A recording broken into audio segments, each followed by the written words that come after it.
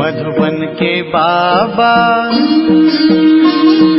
मधुबन के बाबा मुरली वाले, आपका क्या कहना, आपका क्या कहना। ओम शांति। आज 20 मई 2024 के साकार मधुर महावाक्य हैं। आज मीठे मीठे बाप दादा बोले, मीठे बच्चे, तुम बाप से भक्ति का फल लेने आए हो। जिन्होंने जास्ती भक्ति की होगी वही ज्ञान में आगे आएंगे। बाबा कहते, मीठे बच्चे, तुम बाप से भक्ति का फल लेने आए हो। जिन्होंने जास्ती भक्ति की होगी वही ज्ञान में आगे आएंगे। बाबा ने आज प्रश्न पूछा कि कलयुगी राजाई में किन 2 चीज़ों की ज़रूरत रहती है जो सतयुगी राजाई में नहीं होगी। उसका उत्तर है, बाबा ने बताया कि कलयुगी राजाई में एक तो वजीर और दूसरा गुरु की ज़रूरत रहती है। सतयुग में ये दोनों ही नहीं होंगे। वहाँ किसी की राय लेने की दरकार नहीं, क्योंकि सतयुगी राजाई संगम पर बाप की श्रीमत से स्थापन होती है। ऐसी श्रीमत मिलती है जो 21 पीढ़ी तक चलती है और सब सदगति में है, इसलिए गुरु की भी दरकार नहीं है। ओम शांति। ओम शांति का अर्थ क्या है? स्वधर्म में बैठो या अपने को आत्मा समझ बैठो तो शांति में बैठेंगे, है ना। तो ओम शांति का अर्थ क्या है? स्वधर्म में बैठो। इसको कहा जाता है स्वधर्म में बैठना, माना अपने को आत्मा समझ शांति में बैठना। भगवानुवाच, स्वधर्म में बैठो। अभी तुम्हें बेहद का बाप बेहद की पढ़ाई पढ़ाते हैं, क्योंकि बाप बेहद का सुख देने वाला है। पढ़ाई से सुख मिलता है ना। अब बाप कहते हैं अपने को आत्मा समझ बैठो। बेहद का बाप आया है तुमको हीरे जैसा बनाने। हीरे जैसे देवी देवता ही होते हैं, वे कब बनते हैं? इतने ऊंच पुरुषोत्तम कैसे बने, ये कोई भी बता न सके सिवाय बाप के। प्रजापिता ब्रह्मा के बच्चे तुम ब्राह्मण ठहरे और फिर तुमको देवता बनना है। ब्राह्मणों की होती है चोटी, तुम शूद्र से ब्राह्मण बने हो। तुम प्रजापिता ब्रह्मा के मुख वंशावली हो, कुख वंशावली तो नहीं हो। कलयुगी सब हैं कुख वंशावली। साधु संत ऋषि मुनि आदि सब द्वापर से लेकर कुख वंशावली बने हैं। अभी सिर्फ तुम प्रजापिता ब्रह्मा कुमार कुमारियां ही मुख वंशावली बने हो। यह तुम्हारा है सर्वोत्तम कुल, देवताओं से भी उत्तम, क्योंकि तुमको पढ़ाने वाला, मनुष्य से देवता बनाने वाला बाप आया है। बच्चों को बैठ समझाते हैं, क्योंकि भक्ति मार्ग वाले यहाँ आते ही नहीं हैं, यहाँ आते हैं ज्ञान मार्ग वाले। तुम आते हो बेहद के बाप से भक्ति का फल लेने। अब भक्ति का फल कौन लेंगे? जिसने सबसे जास्ती भक्ति की होगी वही पत्थर से पारस बुद्धि बनते हैं, वही आकर ज्ञान लेंगे, क्योंकि भक्ति का फल भगवान को ही आकर देना है। यह अच्छी रीति समझने की बातें हैं। अभी तुम कलयुगी से सतयुगी, विकारी से निर्विकारी बनते हो अथवा पुरुषोत्तम बनते हो। तुम आए हो ऐसा लक्ष्मी नारायण जैसा बनने के लिए। यह भगवान भगवती है तो जरूर इन्हों को भगवान ही पढ़ाएंगे। भगवानुवाच, परंतु भगवान किसको कहा जाता है? भगवान तो एक होता है। भगवान कोई सैकड़ों हजारों नहीं होते हैं, पत्थर मिट्टी में नहीं होते हैं। बाप को ना जानने के कारण भारत कितना कंगाल बन पड़ा है। अब बच्चे जानते हैं कि भारत में इनकी, माना लक्ष्मी नारायण की राजधानी थी। इन्हों के बाल बच्चे आदि जो भी थे वो राजधानी के मालिक थे। तुम यहाँ आए ही हो राजधानी के मालिक बनने के लिए। ये अभी तो नहीं है ना, भारत में इन्हों का राज्य था। बच्चों को समझाया जाता है कि जब इन देवी देवताओं की राजधानी थी, सूर्यवंशी और चंद्रवंशी थे, तब और कोई धर्म नहीं था। इस समय फिर सब और धर्म है। ये धर्म है नहीं, यह जो फाउंडेशन है जिसको थुर कहा जाता है, इस समय मनुष्य सृष्टि रूपी झाड़ का थुर सारा सड़ गया है, बाकी सब खड़े हैं। अब उनकी सबकी आयु पूरी होती है। यह मनुष्य सृष्टि रूपी वैरायटी झाड़ है। भिन्न नाम, रूप, देश, काल अनेक का अनेक है ना। कितना बड़ा झाड़ है।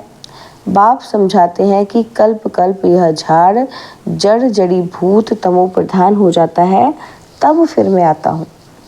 तुम मुझे पुकारते हो, बाबा आओ, हम पतितों को आकर पावन बनाओ। हे पतित पावन कहते हैं तो निराकार बाप ही याद आता है। सकारी तो कभी याद नहीं आएगा। पतित पावन सदगति दाता है ही एक। जब सतयुग था तो तुम्हारी सदगति थी। अभी तुम पुरुषोत्तम संगम युग पर बैठे हो, बाकी और सब कलयुग में है। तुम हो पुरुषोत्तम संगम युग पर। उत्तम ते उत्तम पुरुष व ऊंच ते ऊंच गाया जाता है एक भगवान। कौन गाया जाता है ऊंच ते ऊंच? एक भगवान। ऊंचा तेरा नाम, ऊंचा तेरा धाम। ऊंचे ते ऊंचे रहते हैं ना परम धाम में। यह बड़ा सहज समझने का है। सतयुग, त्रेता, द्वापर, कलयुग और फिर है संगम युग। इसका किसी को पता नहीं। ड्रामा में ये भक्ति मार्ग भी बना हुआ है। ऐसे नहीं कह सकते कि बाबा फिर ये भक्ति मार्ग क्यों बनाया है। ये तो अनादि है। मैं बैठ तुमको इस ड्रामा का राज समझाता हूँ। मैंने बनाया हो तो फिर कहेंगे कब बनाया। बाप कहते हैं ये अनादि है ही। शुरू कब हुआ ये सवाल नहीं आ सकता। अगर कहेंगे फलाने समय शुरू हुआ तो कहेंगे बंद कब होगा। परंतु नहीं, यह तो चक्र चलता ही रहता है। तुम चित्र भी बनाते हो ब्रह्मा विष्णु शंकर का। यह है देवताएं त्रिमूर्ति दिखाते हैं। उसमें ऊंच ते ऊंच शिव को दिखाते नहीं हैं, उनको अलग कर देते हैं। ब्रह्मा द्वारा स्थापना सो तो अब हो रही है। तुम अपनी राजधानी स्थापन कर रहे हो। राजधानी में तो सब प्रकार के पद होते हैं। प्रेसिडेंट है, प्राइम मिनिस्टर है, चीफ मिनिस्टर है। ये सब होते हैं राय देने वाले। सत्युग में राय देने वाले कोई चाहिए नहीं। अभी जो तुम राय अथवा श्रीमत मिलती है, तुमको जो श्रीमत मिलती है वो अविनाशी बन जाती है। अभी देखो कितनी ढेर राय देने वाले हैं। ढेर के ढेर हैं। पैसे खर्च कर मिनिस्टर आदि बनते हैं राय देने के लिए। खुद गवर्नमेंट भी कहती है कि ये करप्टेड है, बहुत खाते हैं। यह तो है ही कलयुग। वहाँ तो ऐसे होते नहीं। वजीर आदि की दरकार नहीं रहती। यह मत 21 जन्म चलती है, तुम्हारी सदगति हो जाती है। वहाँ तो गुरु की भी दरकार नहीं रहती। सतयुग में न गुरु न वजीर रहता है। अभी तुमको श्रीमत मिलती है अविनाशी 21 पीढ़ी के लिए और 21 बुढ़ापे के लिए। बूढ़ा बन फिर शरीर छोड़ जाए बच्चा बनेंगे, जैसे सर्प एक खाल छोड़ फिर दूसरी लेते हैं। बाप समझाते हैं मीठे मीठे बच्चों, तुम ब्राह्मण ब्राह्मणियां हो। ग्रंथ में भी पढ़ते सुनते तो सब हैं। क्या कि मूत पलीती कपड़ धोए। भगवान को बुलाते हैं कि आकर मूत पलीती कपड़ा हम आत्माओं का धुलाई करो। हम सब आत्माओं के बाबा आकर हमारा कपड़ा साफ करो। शरीर तो नहीं धोना है, आत्माओं को धोना है, क्योंकि आत्मा ही पतित बनी है। पतित आत्माओं को आकर पावन बनाओ। तो बाप बच्चों को समझाते हैं कि मीठे मीठे बच्चों, मुझे यहाँ आना पड़ता है। मैं ही हूँ ज्ञान का सागर, पवित्रता का सागर हूँ। तुम बेहद के बाप से बेहद का वर्षा लेते हो। हद के बाप से हद का वर्षा मिलता है। हद के वर्षे में दुख बहुत है, इसलिए बाप को याद करते हैं। अथाह दुख है। बाप ने कहा है कि ये 5 विकारों रूपी रावण तुम्हारा सबसे बड़ा दुश्मन है। वह आदि मध्य अंत दुख देते हैं। हे मीठे बच्चों, अगर इस जन्म में ब्राह्मण बनकर काम पर जीत पहनी तो जगत जीत बनेंगे। तुम पवित्रता धारण करते हो देवता बनने के लिए। तुम आए हो आदि सनातन देवी देवता धर्म की स्थापना करने। यह है पुरुषोत्तम संगम युग। इसमें पुरुषार्थ कर पावन बनना है। कल्प पहले जितने पावन बने थे सूर्यवंशी चंद्रवंशी घराने के, वह ज़रूर बनेंगे। टाइम तो लगता है ना। बाप युक्ति बहुत सहज बताते हैं। अब बाप के बच्चे तो बने हो, यहाँ तुम किसके पास आए हो? वह तो है निराकार, उसने इस शरीर का लोन लिया है। वह खुद बताते हैं कि यह है बहुत जन्मों के अंत के भी अंत का जन्म। तो ये हुआ सबसे जास्ती पुराना तन।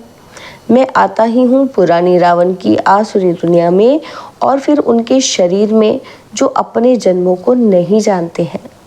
यह है बहुत जन्मों के अंत का जन्म। जबकि इनकी वानप्रस्थ अवस्था है तब मैं प्रवेश करता हूँ। गुरु भी हमेशा वानप्रस्थ अवस्था में किया जाता है। कहते हैं ना, 60 तो लगी लाठ। घर में रहेंगे तो बच्चों की लाठ लगेगी, इसलिए भागो घर से। बच्चे ऐसे होते हैं जो बाप को लाठी मारने में भी देरी नहीं करते हैं। कहेंगे कहाँ मारे तो हमें धन मिले, है ना। कहेंगे कि ये कैसे मरे तो हमको धन मिले। वानप्रस्थियों के बहुत सत्संग होते हैं, तुम जानते हो। सर्व का सद्गति दाता एक है, वह संगम युग पर ही आते हैं। सतयुग में जब तुम सद्गति पाते हो तो बाकी सब शांति धाम में रहते हैं। इसको कहा जाता है सर्व की सद्गति। बाप के सिवाय और तो कोई भी सद्गति दाता हो नहीं सकता।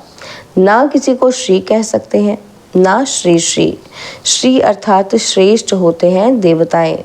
श्री लक्ष्मी, श्री नारायण उनको कहा जाता है। उनको बनाने वाला कौन? श्री शिव बाबा को ही कहना चाहिए। तो बाप भोले सिद्ध कर बताते हैं कि तुमने इतने गुरु किए फिर भी ऐसे ही होगा। तुम फिर वही गुरु आदि करेंगे, चक्र फिर वही रिपीट होगा। जब तुम स्वर्ग में रहते हो तो वहाँ हो सुख धाम में। पवित्रता, सुख, शांति सब वहाँ है। वहाँ झगड़ा आदि होता नहीं। बाकी इतने सब शांति धाम में चले जाते हैं। भल सत्यु को लाखों वर्ष कह देते हैं। बाप कहते हैं लाखों वर्ष की बात है ही नहीं, यह तो 5000 वर्ष की बात है। कहते भी हैं मनुष्य के 84 जन्म। दिन प्रतिदिन सीढ़ी नीचे उतरते तमो प्रधान बनते जाते हैं। तो बाप समझाते हैं कि यह भी ड्रामा बना हुआ है। एक्टर्स होकर ड्रामा के क्रिएटर, डायरेक्टर मुख्य एक्टर को ना जाने तो क्या कहेंगे? बाप कहते हैं इस बेहद के ड्रामा को कोई भी मनुष्य मात्र नहीं जानते हैं। यह बाप आकर समझाते हैं। कहते भी हैं कि शरीर लेकर पाठ बजाते हैं तो नाटक हुआ ना। नाटक के मुख्य एक्टर्स कौन हैं? कोई बता नहीं सकेंगे। अभी तुम बच्चे जानते हो कि ये बेहद का ड्रामा कैसे जूम मिसल चलता है, टिक टिक होती रहती है। मुख्य है ऊंचते ऊंच बाबा जो आकर समझाते भी हैं और सर्व की सद्गति भी करते हैं। सतयुग में दूसरे कोई होते नहीं, बहुत थोड़े हैं। वह थोड़े जो होंगे उन्होंने सबसे जास्ती भक्ति की होगी। तुम्हारे पास प्रदर्शनी व म्यूजियम में आएंगे वह जिन्होंने बहुत भक्ति की है। एक शिव की भक्ति करना इसको कहा जाता है अव्यभिचारी भक्ति। फिर बहुतों की भक्ति करते व्यभिचारी बन पड़ते हैं। अभी तो बिल्कुल ही तमो प्रधान भक्ति है। पहले सतो प्रधान भक्ति थी, फिर सीढ़ी उतरते उतरते तमो प्रधान बने हैं। ऐसी हालत जब होती है तब बाप आते हैं और सबको सतो प्रधान बनाने। इस बेहद के ड्रामा को भी अभी तुम जानते हो। अच्छा, मीठे मीठे सिखिलदे बच्चों प्रति माता पिता बाप दादा का याद प्यार और गुड मॉर्निंग। रूहानी बाप की रूहानी बच्चों को नमस्ते। हम रूहानी बच्चों की रूहानी बाप दादाजी को दिलवा जान सिकवा प्रेम से नमस्ते। ओम शांति। प्यारे बाबा, मीठे बाबा, मेरे बाबा, शुक्रिया बाबा, शुक्रिया बाबा, शुक्रिया। धारणा के लिए मुख्य सार है, पहला पॉइंट है बेहद बाप से बेहद का वर्षा लेने के लिए पावन ज़रूर बनना है। जब अभी पवित्रता का वर्षा लो अर्थात काम जीत बनो तब जगत जीत बन सकेंगे। और सेकंड पॉइंट है बेहद बाप से पढ़ाई पढ़कर स्वयं को कौड़ी से हीरे जैसा बनाना है, बेहद का सुख लेना है। नशा रहे कि मनुष्य से देवता बनाने वाला बाप अभी हमारे सम्मुख है, अभी है हमारा ये सर्वोत्तम ब्राह्मण कुल। बाबा ने आज वरदान दिया, ज्ञान संपन्न दाता बन, सर्व आत्माओं के प्रति शुभ चिंतक बनने वाले श्रेष्ठ सेवाधारी भव। ज्ञान संपन्न दाता बन, सर्व आत्माओं के प्रति शुभ चिंतक बनने वाले श्रेष्ठ सेवाधारी भव। शुभ चिंतक बनने का विशेष आधार शुभ चिंतन है। जो व्यर्थ चिंतन व पर चिंतन करते हैं वह शुभ चिंतक नहीं बन सकते। शुभ चिंतक मणियों के पास शुभ चिंतन का शक्तिशाली खजाना सदा भरपूर होगा। भरपूरता के कारण ही औरों के प्रति शुभ चिंतक बन सकते हैं। शुभ चिंतक अर्थात सर्व ज्ञान रत्नों से भरपूर। ऐसे ज्ञान संपन्न दाता ही चलते फिरते हर एक की सेवा करते श्रेष्ठ सेवाधारी बन जाते हैं। स्लोगन है, विश्व राज्य अधिकारी बनना है तो विश्व परिवर्तन के कार्य में निमित्त बनो।